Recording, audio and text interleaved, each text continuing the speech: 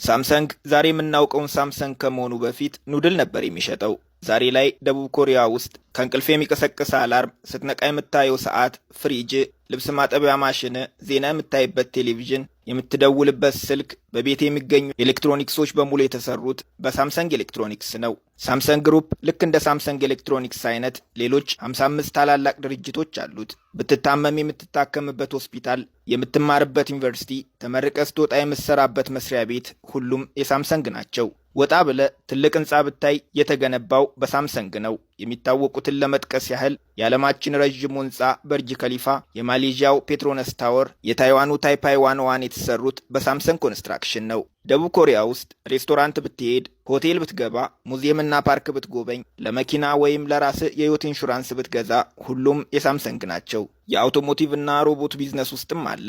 መርከብ ብትሳፈር የተሰራው በሳምሰንግ ነው። ታንክና ሄሊኮፕተር እያመረተ ለደቡብ ኮሪያ መንግስት የሚሸጠው ሳምሰንግ ነው።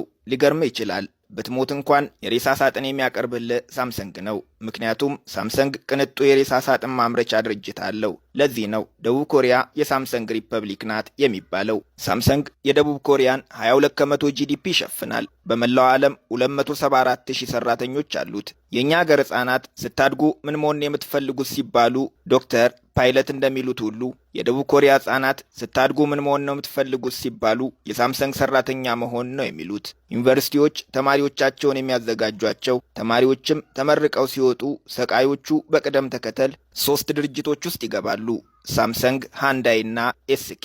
እነዚህ ድርጅቶች ውስጥ የገቡ ሰራተኞች የሚያገኙት ደሞዝ፣ በማህበረሰቡ የሚሰጣቸው ክብር የተጋነነ ነው። ቤተሰብም ልጄ በትምህርቱ ወደቀ የሚለው ውጤቱን አይቶ ሳይሆን ሳምሰንግ ገብቷል ወይስ አልገባም በሚለው ነው። እነ ሳምሰንግ ታዲያ እንደ ሌላው ድርጅት በየጊዜው ማስታወቂያ እያወጡ ሰራተኛ አይቀጥሩም። ቅጥር የሚፈጸመው በዓመት አንዴ ወይም 2 ነው። ይህ ወቅት ዩኒቨርሲቲዎች ተማሪዎቻቸው ሳምሰንግን እንዲቀላቀሉ በማስጠናት ተማሪዎችም ፈተናውን ለማለፍ በመዘጋጀት የሚጨናነቁበት ወቅት ነው። ታላላቆቹ ድርጅቶች በተመሳሳይ ወቅት ቅጥር ቢፈጽሙም ብዙ አመልካች ያለው ሳምሰንግ በመሆኑ በወቅቱ የሚሰጠው ፈተና ሳምሰንግ ፐብሊክ ኤግዛም በመባል ይታወቃል። በአንድ ጊዜ ብቻ 500,000 ተመራቂዎች በእነዚህ ተቋማት ለመቀጠር ያመለክታሉ።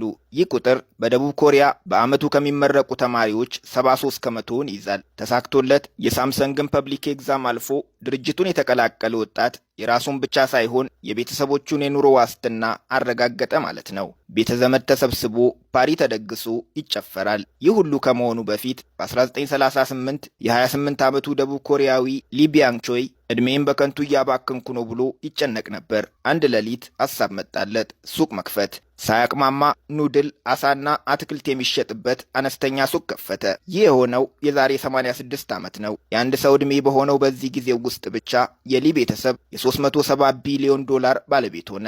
ኑድል ሻጩ ሳምሰንግም 56 የተለያዩ ድርጅቶችን ወለደ። ብቻውን የደቡብ ኮሪያን ጂዲፒ 22 ከመቶ የሚሸፍን 274 ሰራተኞች ያሉት ድርጅት ሆነ።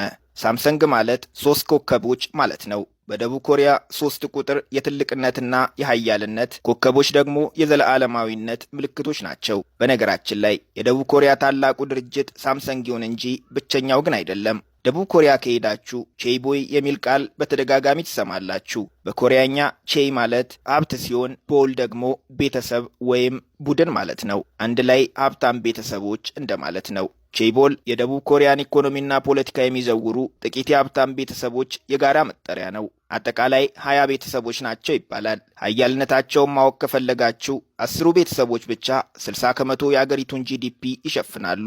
እነዚህ ቤተሰቦች እርስ በርሳቸው በጋብቻ ስለተሳሰሩ የአገሪቱ ፕሬዝደንት እንኳን ዝቅ ብለው የሚሰግዱላቸው የአገሪቱ አድራጊ ፈጣሪዎች ናቸው። ቼይቦሎች ቢያጠፉ የሚዳኙበት ሕግ የተለየ ነው። ፍርድ ቤት አካባቢ ለነሱ ብቻ የሚሰራ ቼይቦል ኔጎሽዬሽን ሩል የሚባል የፍትህ ስርዓት አለ።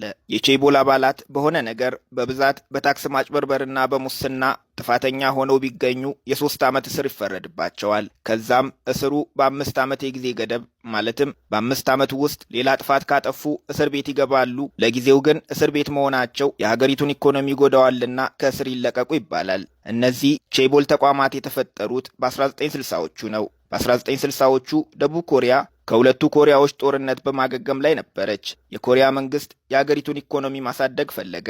በተለይም ከውጭ ሀገር የሚመጡ ምርቶች በአገር ውስጥ ምርቶች እንዲተኩ በግፍ ተመርተውም ከአገር ውስጥ ፍጆታ ባለፈ ኤክስፖርት እንዲደረጉ ተወሰነ።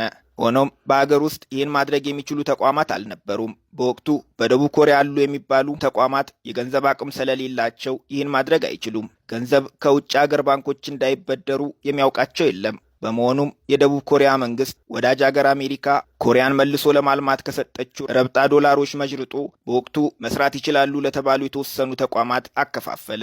ገንዘቡን ብቻ ሳይሆን የሚሰሩበትንም ዘርፍ መንግስት ወሰነላቸው። በዚህም የኤሌክትሮኒክስ ምርት እንዲያመርቱ ሳምሰንግና ኤልጂ ተመረጡ። የመኪና ምርት ለሃንዳይ ተሰጠ።